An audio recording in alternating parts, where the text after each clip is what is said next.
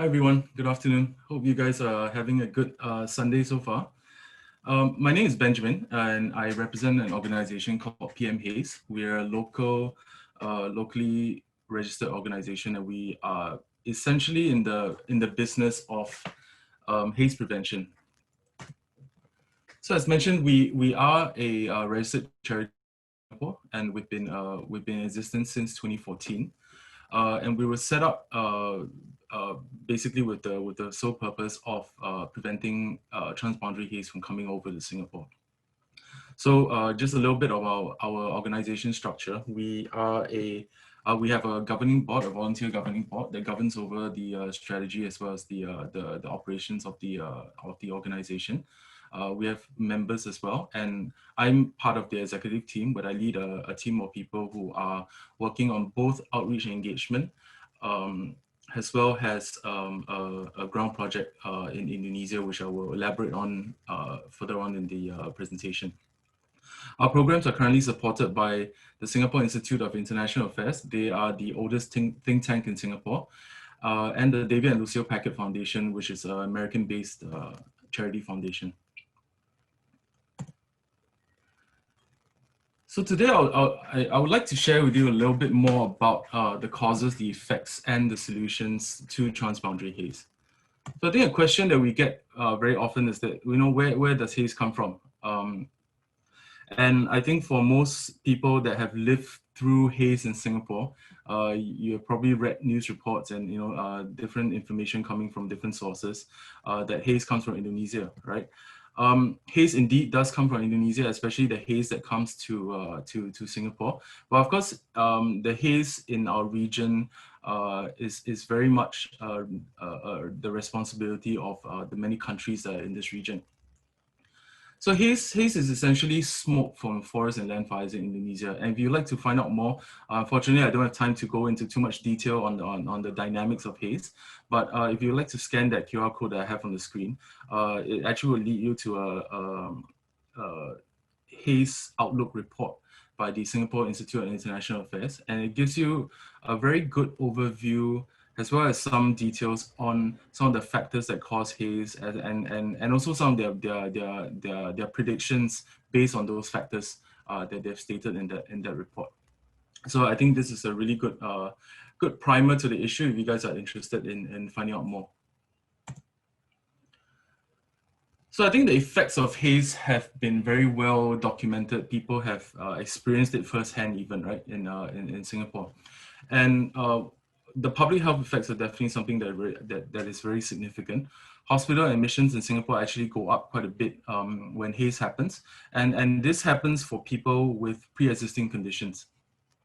Right. So one of the lesser known facts is that in Singapore, actually 1 in 5 children suffer from asthma. Right. So and these children that suffer from asthma will undoubtedly be affected by haze when it comes to Singapore. Eateries in Singapore as well, these are some of the economic effects. Eateries in Singapore actually see a drop of up to 90% in patrons during the transboundary haze episode, and very much like COVID-19, right?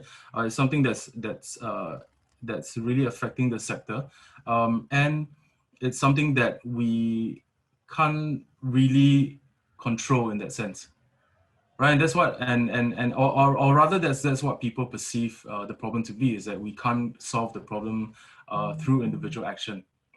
I think that's what I'm here to correct that understanding, is that we can actually play a part in preventing haze and helping these businesses actually do better. The migrant workers community also suffers quite a bit from haze. As you know, most of them are employed in outdoor construction work, and therefore when haze comes, they are pretty much unprotected from the health effects of haze. Not forgetting our neighbors in Indonesia. Like I mentioned, haze comes from there, right? So a lot of the effects actually, or rather, a lot of people there are very affected by haze, especially when that's where the epicenter is. So in 2019 alone, about 900,000 people from just 6 Indonesian provinces actually suffered from ISPA, or more commonly, or translated as acute respiratory syndrome in Indonesia. So you can see the effects are actually far and wide. it does affect us on many different levels. So what are some of the causes of haze? Put very simply, there are two main causes of haze. The first one that I'll talk about is degraded peatlands, right? So peatland areas, degraded peatlands actually are areas that are natural areas that are degraded. So it could be natural peatland forest areas, and for these areas when it's degraded, right? The fire risk actually increases. So for every hectare of land that is degraded, the estimated emissions, carbon dioxide emissions, is equivalent with the annual emissions of 3 passenger vehicles. So that's quite a lot of CO2 just for 1 hectare of land. And to put that more into perspective, there is actually a lot of degraded peatland in Indonesia. So what are peatlands? Peatlands are actually waterlogged tropical rainforests. Right, as you can see from the picture here, the trees are actually grown in, or rather the native trees actually grow in a waterlogged condition. And these areas are very different from our lowland forest areas or your forest areas that are on mineral soil. And the main difference is that there's not only carbon stored above land, but there's carbon stored below land as well, because peatland is essentially made up of partially decomposed plant matter. So your trees and twigs that fall from your branches and twigs and leaves that fall from the trees in the tropical peat forest actually fall onto the ground. And after thousands of years of accumulation, they actually form the peat, right? So that's why it's called peat.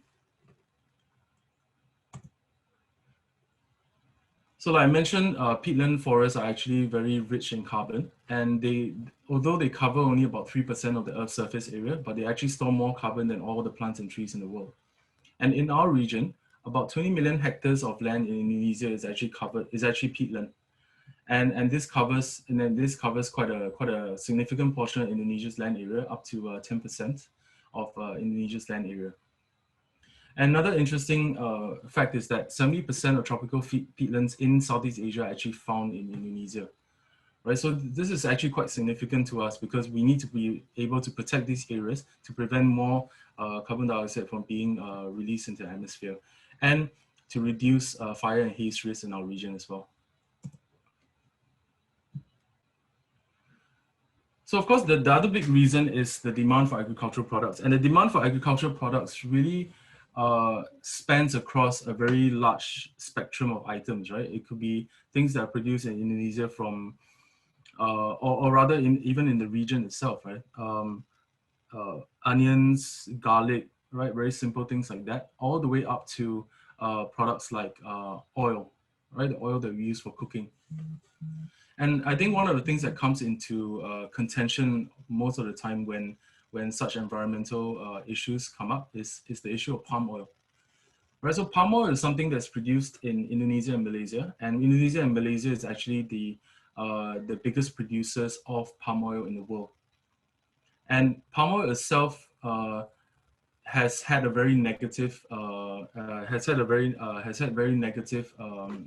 connotations around it, especially when it comes to environmental issues or that involve both plants and animals. Right, but something to note is that palm oil is actually up to 10 times more efficient than any other oil crop in the world.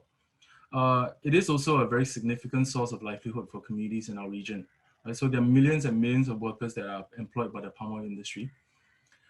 Palm oil is also something that it's a product that's very versatile. So about 50% of products in supermarket actually contain palm oil, according to a WWF study. And something that we have studied in Singapore is that about 90% of eateries in Singapore use palm oil in their cooking oil, right? So this is just in their cooking oil. So, but there is palm oil that's in other processed products that are used in these eateries as well. So as you can see that 90% is really a base number. So I think that most of the time, if you go out to eat, right, you will find that you will be consuming palm oil in some way or another, right? Either in an edible form, or even in the hand soap that you use at the restaurant when you wash your hands after you eat, and before you eat. So, but there is such a thing called haze-free palm oil. I won't go too much into details about these certification standards, but what we have, our research has actually brought us to this conclusion that palm oil that's certified by the Roundtable on Sustainable Palm Oil, the RSPO, as you can see on the infographic on the right, can actually be perceived, or rather can actually be termed as haze-free.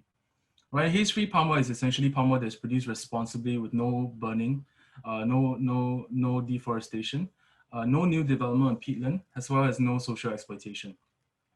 So, however, only about 20% of global palm oil is RSPO certified, so there's still a lot of way for us to go. And I think that's where consumers actually can come in, right? Because when consumers can demand these products, then producers will start using these sustainable products to produce their products. So haze-free palm oil essentially leads us to a situation whereby we can possibly prevent haze as well as improve the livelihoods for farmers on the ground. So what are some of the solutions to haze? I'll start with some of the broader solutions. I think there's something that comes up all the time is that, whenever the haze comes, people are always asking, so what's the Indonesian government doing about this? What is the Singapore government doing about this? So contrary to some belief is that the Indonesian government is actually putting quite a number of policies at their national level to prevent haze from actually spreading not only within their country, but of course across their borders as well. So they have a no-fire policy, they have a moratorium on new forest clearance. They have also set up many different agencies as well as different policies to protect peatland areas in Indonesia. Right, but the thing to remember is that Indonesia is a vast landscape, right? It spans across 17,000 islands and has a population of almost 250 million people, right? So enforcing some of these policies might not be so straightforward as some of us may think, right? So I think at the enforcement level, there's definitely some gaps. And that's where I think we come in to actually work with communities to ensure that such policies are actually adhered to, and to also motivate people at a more intrinsic level, right, to protect the environment. The Singapore government has also responded to transboundary haze by creating what they term as the Transboundary Haze Pollution Act in 2014. This was largely a response to 2013 haze. If some of you remember, 2013 was we had a very bad bout of haze. We recorded about 400 psi on one of the days even. So I think that remains the record in Singapore so far. Something to note is that the Transboundary Haze Pollution Act is actually an act to prosecute Singapore-based companies that are operating plantations in Indonesia. Right, and these companies are based in Singapore, right? But they have their operations in Indonesia, which means they're operating on Indonesian soil. And the Indonesian government sees this act as maybe a bit of an infringement of the Indonesian sovereignty, if you can see how the act is structured, right? So therefore, there has been very little successful prosecutions as a result of this act. But I think there is a positive side to it, is that it has acted as a symbolic deterrent to companies. And some companies have actually resulted in progressing their haze prevention efforts through increased efforts in fire prevention, as well as enabling some work into the research on tropical peatlands. Another measure that was taken in Singapore was a certification label was actually suspended by the Singapore Environment Council. So in 2015, NTUC Fair Price, as a result of that, NTUC Fair Price actually withdrew 18 products sourced from a firm suspected of contributing to haze. And I think, although we don't really support such actions like boycotts necessarily, but I think that such actions actually help to improve transparency and accountability. And if you can see, if you go to the supermarkets now, you can find the FSC label on many of these paper products, right? Be it toilet paper, tissue paper, napkins, right? And even in the office, if you're using printed paper, Singapore actually has a sustainable procurement policy whereby they procure sustainably sourced printing paper throughout all government offices. And I think many of the private sector companies have followed suit as well. So one of the solutions that I want to talk a little bit more about is our PM Haze advocacy program. Our advocacy program really stems from the idea that there is a shared responsibility to solving the haze problem, and no matter if you're living in Singapore or Indonesia, or if you are representing a producer of palm oil, or you're representing a consumer goods company, we all have the responsibility to actually solve that problem. And we all can actually take some kind of action to solve the problem. So through our advocacy program, we actually ran the first ever campaign in Singapore to focus on consumer action to stop haze, and that was back in 2015. The campaign was called "We Breathe What We Buy," and it was collaboration with WWF as well as the Singapore Institute of International Affairs. Subsequently, and some of our own campaigns to encourage, largely to encourage restaurant businesses in Singapore to switch to sustainable palm oil as a way to mitigate haze. This year, we're proud to actually launch a campaign called the Haze Free Food Stand Campaign. We haven't launched this publicly yet because we're still doing the engagement with the restaurants and other eateries in Singapore. But essentially, it's a campaign that promotes the use of haze-free palm oil, right? And as I mentioned earlier on in my presentation, right, what are some of the causes and the effects of haze? I think this is something that we as consumers can really do. So our food choice is really our voice, right? We can have a voice in demanding for more sustainable options that will provide us with a better future, a better ecological future through our consumption. We also do roadshows and talks, community events. A lot of our community events have switched online, an online format. So if you'd like to follow us on Facebook and Instagram, we do regular updates there. We engage the media on a very regular basis to educate the wider audiences on what are some of the problems and what are some of the solutions to the haze problem. We work very closely with volunteers as well, with volunteers especially in tertiary institutions in Singapore. We work with volunteers to come up with projects, meaningful projects that are targeted at haze prevention. This was pre-COVID, right? So we used to do trips over to Malaysia, very short trips, 2 days, 1 night, 3 days, 2 nights kind of thing. And this helps people in Singapore take a deeper dive into sustainable development issues, especially on peatlands. And there is actually a very large patch of peat forest just nearby to Singapore in Air Hitam. That's about the northern part of Johor. And that's where a 3,000 hectares piece of forest still remains, peat forest still remains. So we run programs together with the organization, our partner organization there, as well as the local government in that area.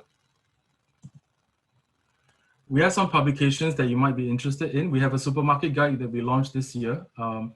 If you go into a supermarket guide, it actually shows you which products in the supermarket actually uses sustainable palm oil or haze-free palm oil. And that's where it can guide your shopping. It's currently in a PDF format. I know that's not the best format for sharing, but it's something that we are starting out with, and hopefully maybe it will develop into something a bit more accessible for consumers that go to the public, go to the supermarkets in the future.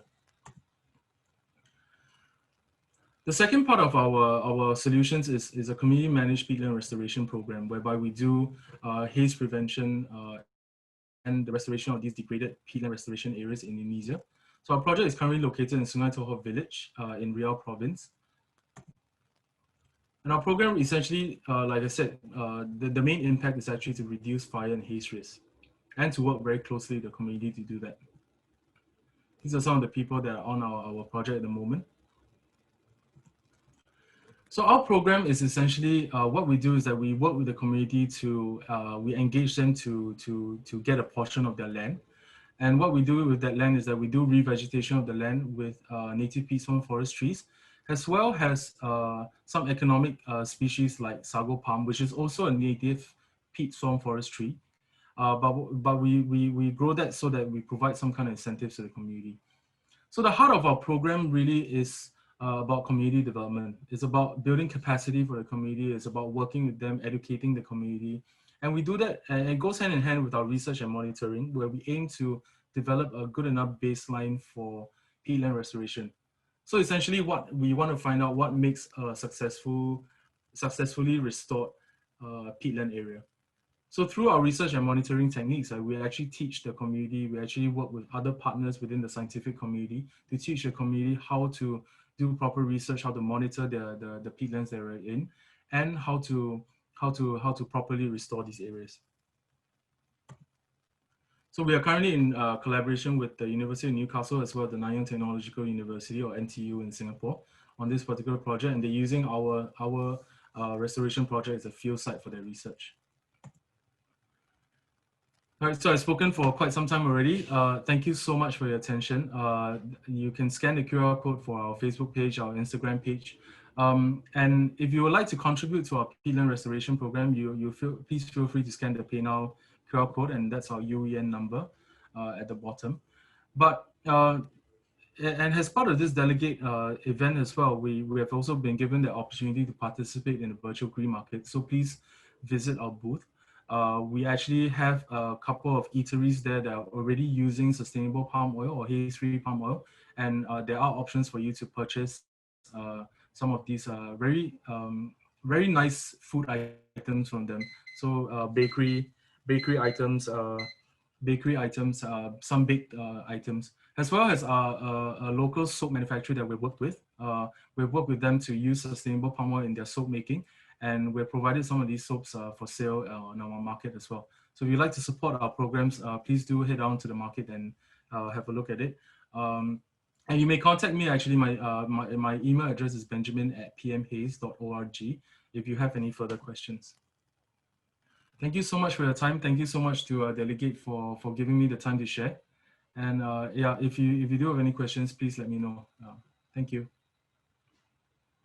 Yes, thank you, Sid, for asking the question. I think we actually didn't actually experience haze this year, and I wouldn't say that it's entirely because of the work that we're doing.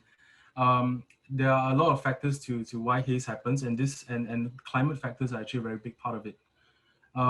This year was a very wet year. We experienced some the La Nina phenomenon in this region, and it was actually very wet in Indonesia. So one of the reasons why we didn't experience haze this time around is because of the very wet conditions, which was actually a blessing in disguise. Because if we were to experience dry conditions together with the COVID situation, I think that we may have recorded one of the worst haze seasons this year. So it was a good thing that the climate stepped in and helped us to mitigate the issue. Yes, haze-free. Thanks, Esther, for that question. You can find haze-free palm oil in supermarkets. Many of the cooking oil brands are actually certified sustainable by the RSP already. If you give me some time to pull up, I'll just let you have a look at that publication that I mentioned. You can actually go in there to have a look at what are some of the products that are available. You can purchase in the supermarkets. Minute here. So if you go to our website under the publications section, you can actually see the supermarket guide right here. Click on download and bring you to the supermarket guide. The front part is really a lot of explanation of what is palm oil, what is certified sustainable palm oil, and we go further down. So it's taking a while to load. Okay, if you go further down, what you will find is the products that actually use palm oil, right? So it's actually our cooking oil section, and if you go further down, you'll see some of the different brands available that use that use certified sustainable palm oil. In Singapore, in our region, vegetable oil is a very common name for palm oil. So you find vegetable oil on your packaging, most likely it will be palm oil. Yeah, so these are some of the brands that you can actually find. Further down, you can actually find the products. So we actually list out the products by these multinational food manufacturers, and list down the actual ingredient that they use that contains palm oil, as well as the type of certification that they use as well. I hope that answers your question. I think we have another question from one of the attendees. Peatland restoration. So the question is, how do you manage the peatland restoration efforts now that we are unable to travel? I haven't been able to go over to Indonesia since the end of last year. So what we've been doing is that we've been doing remote sessions with the community. So they keep us updated through these video calls like what we're having right now. And that's how we maintain our engagement with the community. They also provide us with reports, photographs, videos even of some of the work that we are continuing to do over there. So I think that's how we are being kept up to breast on some of the issues, so on some of the work that that is going on in Indonesia at the moment. Great. I think we still have a couple more minutes. If there are any last questions here, I think I should be able to take one or two more before the next speaker comes on. But in the meantime, I think I hope that I've given you guys an opportunity to ponder about this issue. Yes, we are registered for donation. So there was a question that was asked if we are registered for donation. So we are a registered charity in Singapore. But however, if you're asking if you can get tax deductions from donations to PM Haze, unfortunately at this stage we are still unable to provide that because only institutions with of institutions of public character can actually offer that option. And we're currently not an IPC because we don't meet some of the revenue requirements as yet. I think we're still a growing organization, and so we'll definitely be working towards that in the next couple of years. Thank you everyone for listening, and I hope you guys have a good weekend and enjoy the rest of the talks today.